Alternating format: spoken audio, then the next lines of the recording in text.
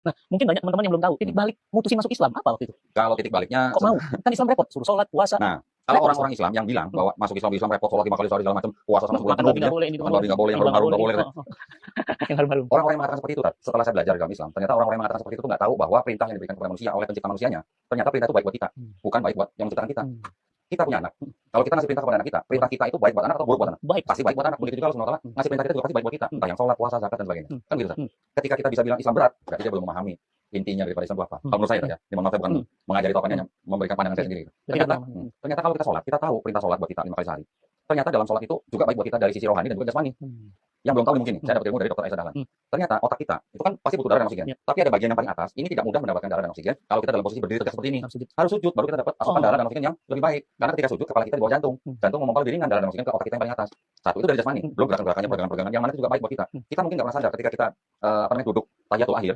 Kaki kiri kita telapaknya di kiri dengan tulang kering kaki kanan kan. Itu sebenarnya seperti orang refleksi, kan? Kita kan pusat saraf semua dari tulang kaki. Coba, siapa yang bisa memikirkan orang dengan gerakan begitu ternyata baik buat kita. Kalau bukan yang menciptakan kita, kan begitu. Zakat juga begitu. Nilai sosialnya tinggi sekali pasti kan. Jadi yang kita lakukan dari dasar perintahnya Allah SWT itu sebenarnya baik buat kita dan orang lain. Puasa apa lagi? Kita kalau sakit ke dokter bayar lagi kan. Dokter nyuruh kita puasa kita ikutin. Yang menciptakan kita tahu badan kita butuh puasa, kita disuruh puasa. Kok kita nggak mau kan? Nah, gimana? Nah, lantas titik balik masuk Islamnya? Nah, titik baliknya ketika saya belajar ulang kitab saya. Terus ya saya memang waktu itu mungkin sudah zamannya YouTube gitu ya. Ada FYP cerita ini. Ada videonya almarhum Syekh Ahmed Hidayat yang membahas tentang kitab saya. Ketika dia berdebat dengan pendeta gitu. Apa yang dia katakan, saya kan nggak bisa langsung terima. Saya riset sendiri, saya cari jawabannya. Ternyata bukti dan jawabannya malah saya dapat dari kalangan Kristen sendiri. Di dalam kitab saya ternyata ini menurut yang sudah diperdebatkan, ada yang namanya plagiarisme, ada yang namanya kontradiksi, ada yang namanya tidak asli. Ayat tidak asli. Ada ayat tidak asli. Ustaz Fatih Karim sudah terbiasa nih jago Quran. Di Quran mushaf kita mungkin ada yang huruf hijaiyah bahasa Arab, ada teks terjemahan, ada catatan kaki. Misalnya contoh, ayat ini ternyata pasti tidak asli. Pasti gimana?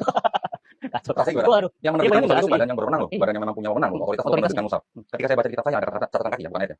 Ayat ini pasti tidak asli. Gimana rasanya? Saya cari tahu benar kan nggak asli gitu. Ternyata memang setelah saya coba saya sendiri, confirm bahwa ayat itu adalah sisipan. Sisipan itu artinya gini. Pada zaman dulu ketika saya mau punya kitab yang sama dengan punya orang lain, saya harus menulis ulang kan. Nah, tulisan-tulisan ulang ini yang disalin-salin ini pada suatu titik itu nanti ada catatan kakinya di pinggir halaman. Catatan kaki ini berupa apa? Mungkin bisa dikatakan sebagai berupa pemikiran agama atau tafsir gitu. Yang mana akhirnya catatan kaki ini disisipkan menjadi ayat gitu. Jadi pemikiran agama yang dijadikan agama. Dan itu terjadi di sebuah ayat yang dianggap sebuah bukti teks bahwa itulah ayat satu-satunya ayat yang mengajarkan tentang konsep Trinitas. Yang menyebutkan 3 pribadi tapi satu gitu. Itu kan yang paling esensial dalam sebuah ajaran fundamental gitu kan. Ternyata itu pasti tidak asli, pakai pasti lagi.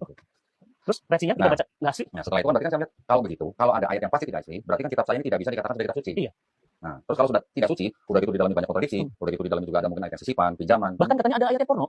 Nah, gini, dulu kalau kita membaca di dalam kitab Bible ada ayat porno, dulu kita mungkin merasa waduh ini ayat porno. Tapi sebenarnya itu adalah gaya bahasa orang Yahudi untuk menceritakan tentang keadaan bangsa Yahudi sendiri.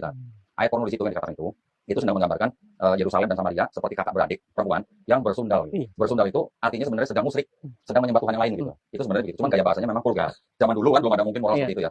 Jadi memang gaya bahasanya vulgar, dianggapnya itu ayat porno, tapi sebenarnya itu adalah bahasa kiasan gitu. Majasi. Nah, setelah saya menemukan bahwa kitab saya ternyata tidak asli atau bisa dikatakan tidak suci buat saya tinggalkan. Saya mempelajari kan yang lain kan. Ada yang lain misalnya agama saya dulu nih namanya Kristen. Kristen itu kan gelar daripada Yesus. Kristen berasal dari kata Kristos. Bahasa Inggrisnya Christ, bahasa Indonesianya Kristus, gelar daripada Yesus. Kalau di Islam kita mengenal Isa, gelarnya Al-Masih. Jadi Kristus itu ya Al-Masih. Nanti ada agama lain nama daripada nama anak nabi misalnya. Nanti ada agama lain nama tempat daripada agama itu berasal. Ada agama lain gelar daripada pendiri agama itu. Ada agama lain nama nabi. Nah, ketika Islam saya lihat bukan nama nabi, bukan gelar nabi, bukan nama orang, bukan nama tempat, tapi artinya berserah diri. Berserah diri kepada siapa? Kepada pencipta kita. Nah, setelah saya mempelajari sedikit demi sedikit di dalam Islam, memang kan Islam Kristen Yahudi tidak jauh nih. Ketika saya mempelajari esensi daripada Islam, oh ternyata sebenarnya semua orang yang lahir itu fitrah. Itu yang paling mengena awalnya ya, paling mengena. Oh berarti sebenarnya kita semua tuh setiap orang yang lahir itu fitrah. Fitrah itu muslim. Artinya orang yang hanya bisa berserah diri kepada pencipta kita. Dia menjadi Yahudi, Nasrani atau Majusi karena orang tuanya. Tapi ketika orang ini nanti besar, mendengar Islam, menerima Islam, bahkan sampai memeluk Islam, orang ini sebenarnya tidak pindah agama, tapi dia kembali ke fitrahnya. Itu yang paling saya resapi. Gitu.